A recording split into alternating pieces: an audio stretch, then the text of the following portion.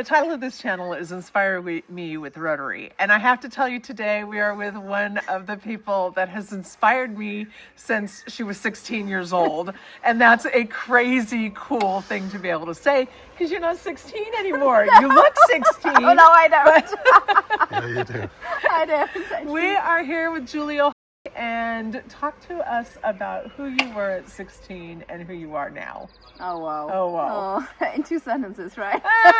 Take your time. That won't work. Take your time.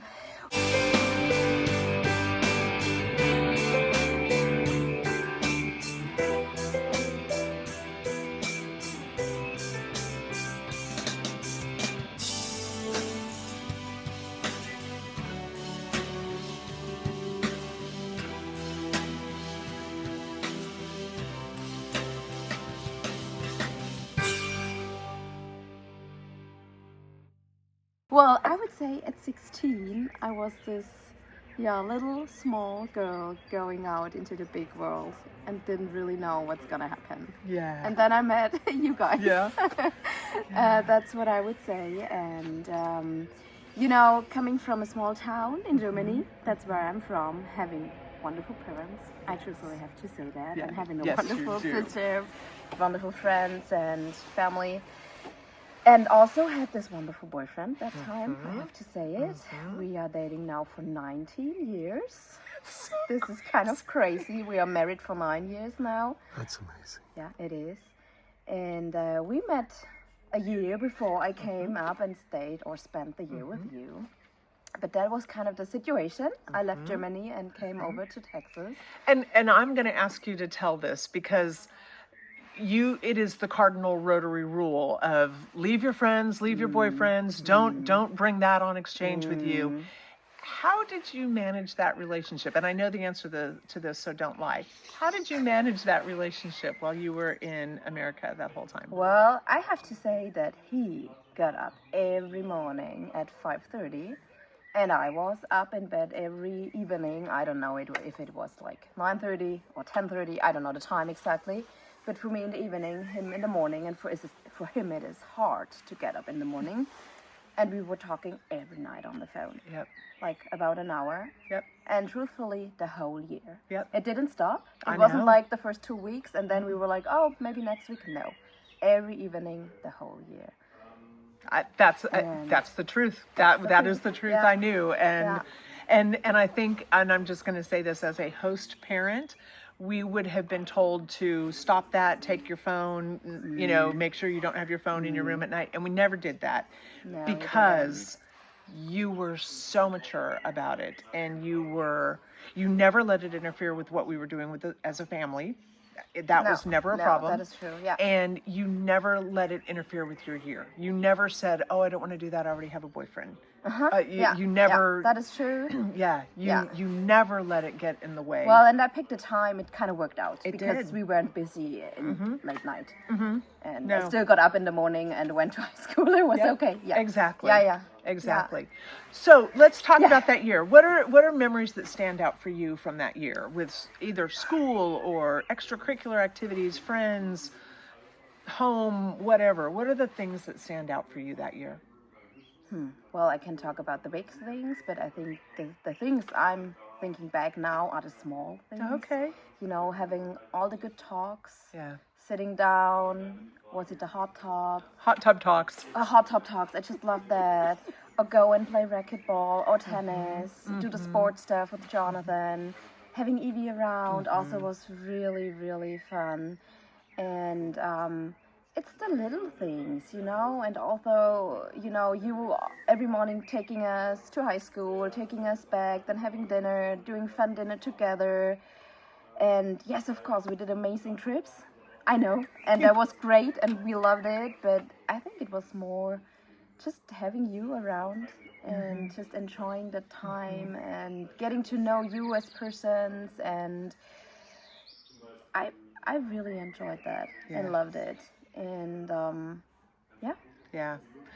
So your year, no exchange year is all rainbows and roses, right? Oh, no. It's It isn't. It's too long a time to have everything Yeah. be perfect all Yeah. the time. You had some particularly, I would say, difficult hurdles. Do you feel comfortable talking about those hurdles? Of course I do. Yes, of course, because that's the important stuff about life, I would think say. so too. Yeah. I think so too. Yeah. You're talking about, changing I'm families. talking about whatever was a you've hurdle changed- for you. Yeah. Well, for me, I would say it was first hard to come, actually.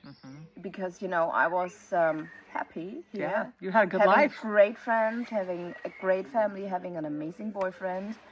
And of course, I wanted to do this exchange. It was kind of in my mind since I was 10 years old, or my godfather, actually, I have to tell. He was the one who's giving me this opportunity and kind of setting it up, and I'm more than thankful for it. But actually, the time I have to leave, I didn't really want to leave because everything was great over here. And so it was a hard time to start, and you were wonderful people. No one did anything wrong up there, but it was just hard for me.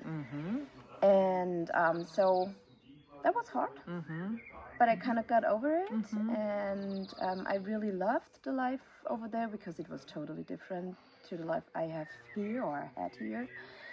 And well, the second big part would be to change the families. That is a big part of my exchange that was kind of hard, I would say, because I loved staying with you. And then at the first moment I had to change to Martha. That was the woman I lived with. And afterwards, I told you, Jonathan, before, I would say it was good the way it was, because having the opportunity to get to know this person, to get to know a total other life, a life I don't live here, you don't live, just something totally different. Yeah, it's good.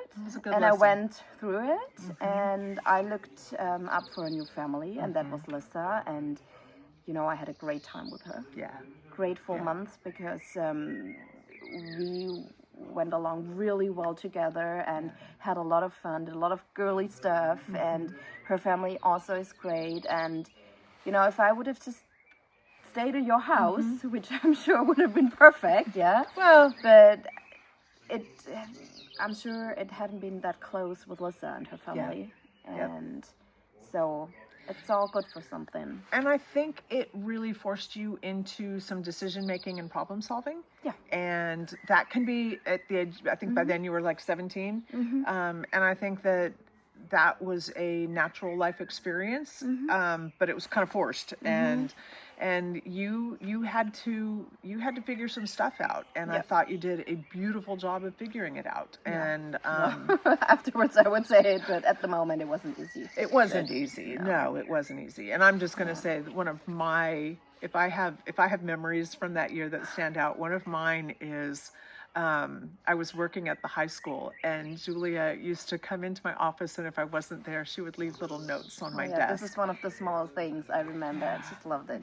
I loved that too. Yeah. And it was, she would just write me what was going on, what she was feeling. It was almost like her diary, but it was. Sorry, but kind of, just giving you. But I needed it too, because as much as it was hard for you, I was really struggling, and I was trying to not break Rotary rules. But I really cared about you, and I didn't want you to be unhappy, and I didn't want you to be uncomfortable, and just knowing where your head was really helpful for me. So that's one of my memories. I have one other memory I have to say. We had decided that year to do homemade Christmas. Do you remember that? Of course I do. And so we had all decided, and it was you, Evie, Jonathan, and me, and we had all said, okay, every gift you give has to be homemade. And we gave each person, so it wasn't just like I give you, you give Evie, Evie gives Jonathan. It wasn't like we gave everybody, And Christmas Eve night, I had it in my head, I really wanted to go to church at midnight and go to midnight mass. Don't know why that was in my head, but somehow that seemed important to me. I think because I was really feeling family. I mean, and all of the homemade stuff was making me feel tradition and family and all of that. And so I thought, okay, let's gather at midnight and sing Christmas carols. It will be wonderful.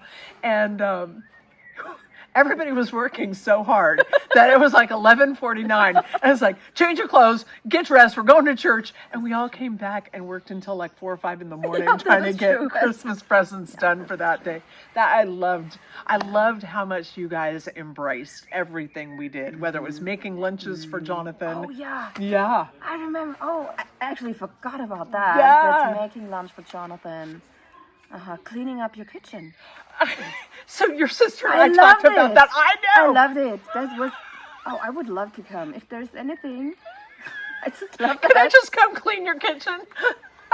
Well, I was telling that my memory, and Jonathan, this is Jonathan's memory, and he said, was that it would be like a Saturday morning, and Julia would wake up and she would say, What is morning, the plan what is the plan? for today? And I would say, well, I don't know, I've got some work to do, we could do, and you would say, well, I thought if you start at this end of the house, and I start at this end of the house, we could meet in the middle, and maybe we could be done at the end of the day, and the whole house would be clean. Wouldn't that be great? I would say, well, we could do that. That's an idea. And you would say, and with both of us working, I think we might be done by 2. That's true. And Jonathan and Evie were like, we go outside and Yeah, do oh, it totally. alone. We'll be on the lawn. We do not want to be part of that, right? That's totally true. totally true. Lawn duty. So I have to say, your year with us, I have so many good memories. Yeah. You know, and I'm going to bring up one more that I think was a hurdle, and I can say this was a hurdle for me. You and Evie were completely different young women. Yeah.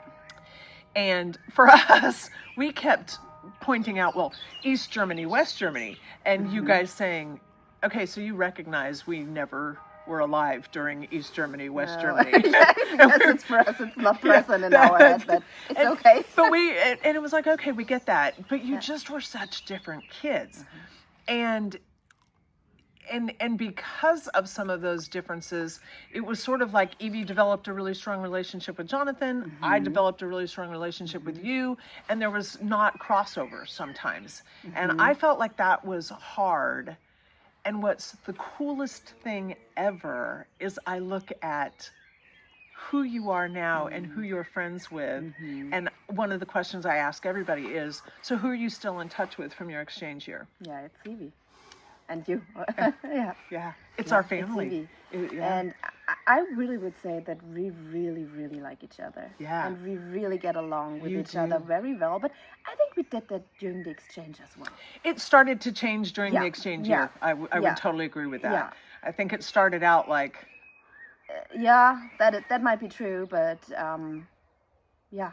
she just wasn't a talker. And I Yeah. think that was, Maybe yeah. that was the problem at the beginning. Yeah. But then we. But you did get really close. Yes. And yes. you and stayed we are now, really close. And yeah. Yeah. Yeah, that is true. Yeah. Yeah, I yeah. really love that. Yeah. I really, really love I that. think I do too.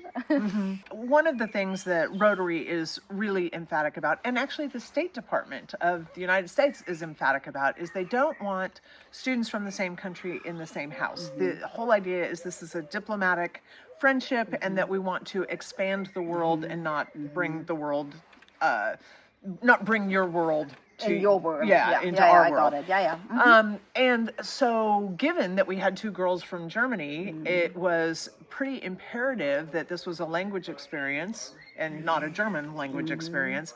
And you and Evie, at what point did you make that promise to each other? And what was the actually promise? remember, but there was never a question. It wasn't? There was never one word in German. Not Ever. even when you were not there. Yeah. So we didn't change the language. No. And we had times, just together. Yeah. But we were talking English all the time. The time back in Germany, that was the first time Evie and I started talking in German together. I remember you saying that when you heard each other's German Yeah, for the that's first really time. funny because I have this strong German accent and she does as well.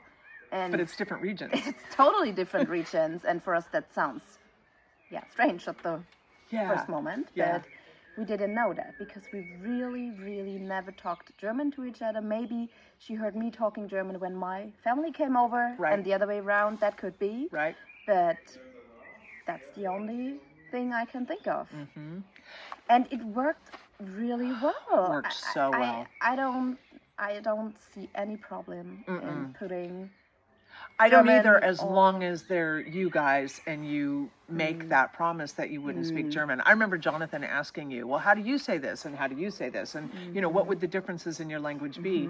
And at one point, I remember we were in that van, and I don't remember where we were going, but one of them said, we're not going to speak German. We're not going to speak German. And it was your way of saying. Because maybe it was so important for us to get confident with the English language, and I think that might be one of the part. And we just knew when we start talking German, this will be gone because, yeah, it won't work. It won't work. And I think it's that is proven that, you know, when you kind of slip out of the new language and go back to the old language, it becomes a crutch and the new language sort of gets put aside. And you guys just never did that. Nope. Amazing. Talk to me about, do you have any connection with Rotary at this point in your life? No. Nothing. Because our club is not really asking for the former exchange students. Yeah. Not at all. So one of my reasons for doing this channel and this particular playlist is Rotary needs you guys, whether they know it or not. You were the lifeblood of growing Rotarians. And I think that our common experience, sadly, is that our exchange students completely lose contact with Rotary. Is this? That the is exchange our students also are. I haven't had anybody who's connected Oh, with Rotary. really? Oh, wow. Yeah. Yeah, but they are not asking for it. I know. And for us, you know, as we are not Rotarians, we never would go to a Rotary club and say, "Hey, hello, here I am. Just let me come to one of your meetings and do it." And in my mind, and I'm just saying this to all the Rotarians out there, in my mind, you need to be inviting these folks back every 5 years to give an update at the minimum and talk about where you are and what your life is like. But more importantly than that, you've got a young woman who is a really successful professional, and you should be inviting her to join Rotary. I don't know if she would take you up on it, but that's I don't know either. But, but that's, I mean, But, we should be cultivating those relationships from the time you get back until you are. Can you talk a little bit about your professional young woman that you are? Very professional. You are. Okay, so now where I'm now. That was the question at the beginning, right? Yeah. Where are you now? Well, now still living in Heidelsheim. I didn't change that because I just love family. Yeah. It's kind of the important things in my life, and that's kind of me, you know, having all of the people around, and I just love it. But now I'm married to the guy I met To the 5 a.m., 9:30 p.m. guy. I'm married. We are married for 9 years now. We built this house, or we remodeled the house. Really love living here, having the parents right across the street, which is wonderful. And your sister down the street. And my sister down the street, and a lot of other family members in the city. So it's really, really great. We really love that part. And I have 2 children now. Little, most of the time sweet girls. No, really lovely girls, I would say. Louisa and Paulina. The bigger one is 5 years old, and the small one is 2. Sleeping now, hopefully. And yes, and I started working again. I went to university in Karlsruhe after I did my graduation, right? Yeah. I went to university in Karlsruhe, got we call it Staatsexamen in German, which is kind of a master's degree, I would say, and in biology and chemistry. And now I'm a teacher, and I don't work that far from here. It's just 15 minutes taking a car and teaching that. Love it having the kids around me, and really, really enjoy that part of my life. Yeah. And what else is to say? I'm still doing the lifeguarding part and doing the first aid part. I did that the time I came to the United States, right? Yeah, I did it. And Are you still ballroom dancing? No, I'm not doing that anymore. But the lifeguarding part, and I got more certified. More certified. That would be the word. Yeah, Higher certification. Higher certified in it, and really love doing that part. Yeah. That is great. Yeah. And what I really took from you and from the year doing all this homemade stuff, this is something I kept and I'm Yes. still doing. You know, do a Yes. lot of stuff for the girls and a lot of, it's not scrapbooking, but it's just all of this homemade things, and that's something, crafting I've not done before, and I really, really loved that we did it, Yeah. and I kept that. I love that. Yeah. That's nice to That hear. is That's really, nice great, to hear. and I'm still doing that. Yeah. Yeah. A little bit about if you were to give advice to exchange students thinking about going out, what would you tell them? To be open, you know, and honest the way you are and what you want, but also watch what is around. Still, oh, this is hard for me to explain in English. Be yourself, but also try to be part of where you are. You know what I mean? Kind of. I do. Maybe doing a better job than I do in staying in touch. That would be a good I advice. got birth announcements. I'm good.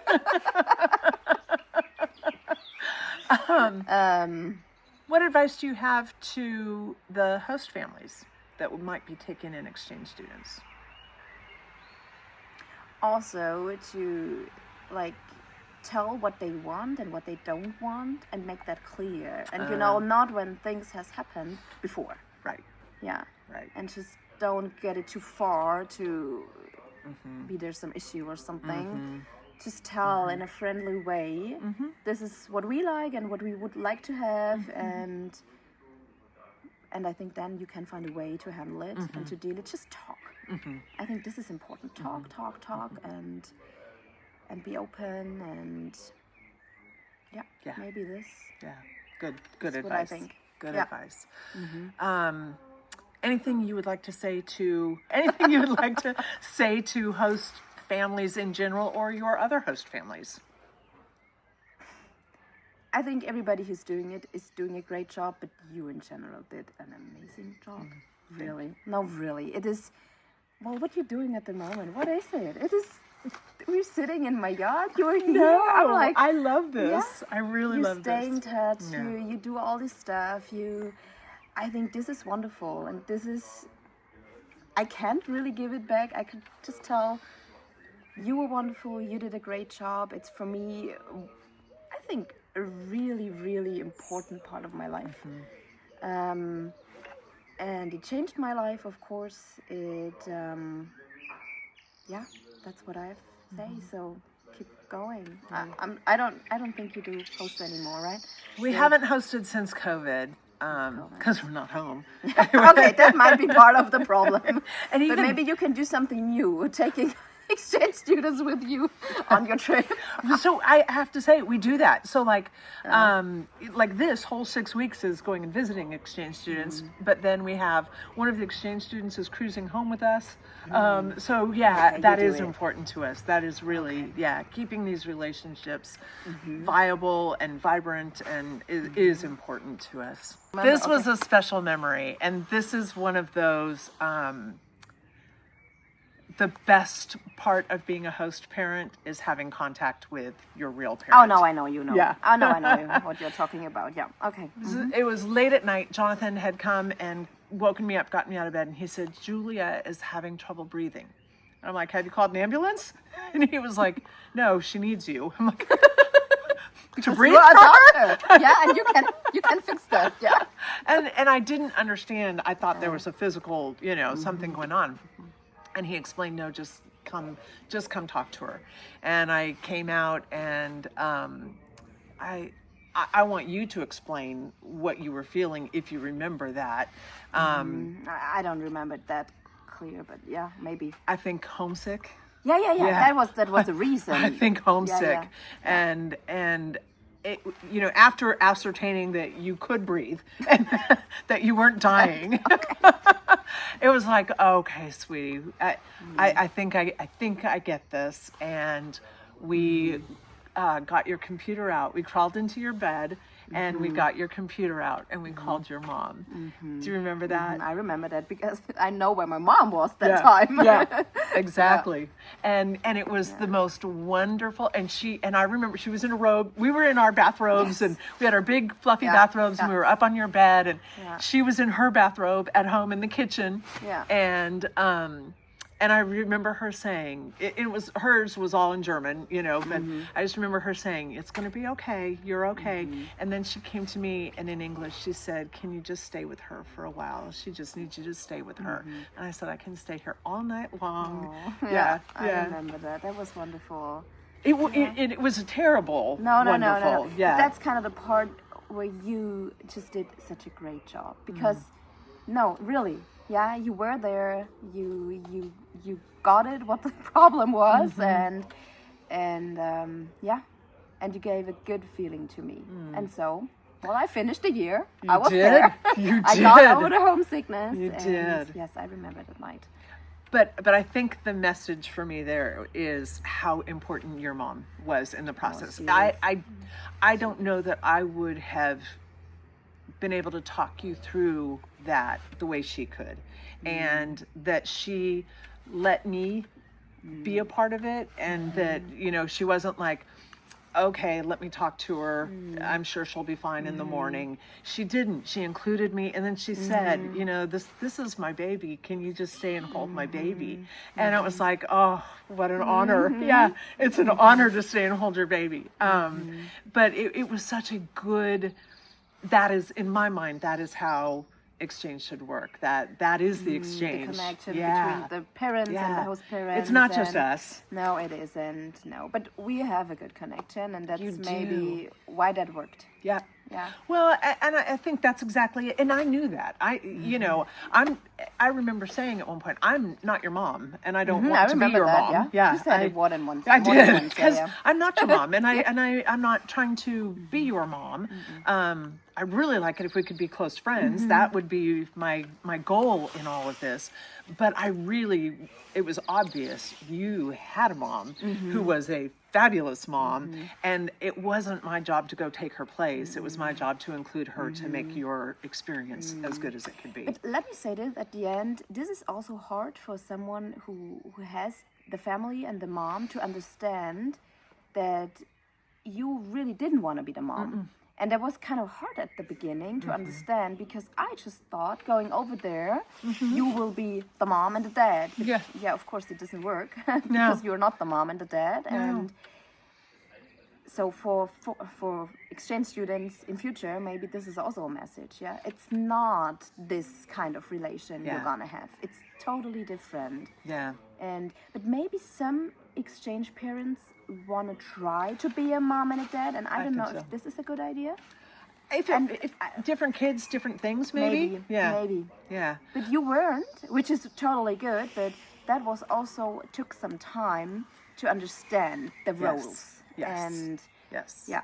And I because think they were different. Yeah, it really was. And I think we have found that with other exchange students. When we have that conversation, a lot of times they don't know what to do with that information. And if kids aren't used to having mature friendships with other adults, it's a little bit like, you're here to enforce the rules.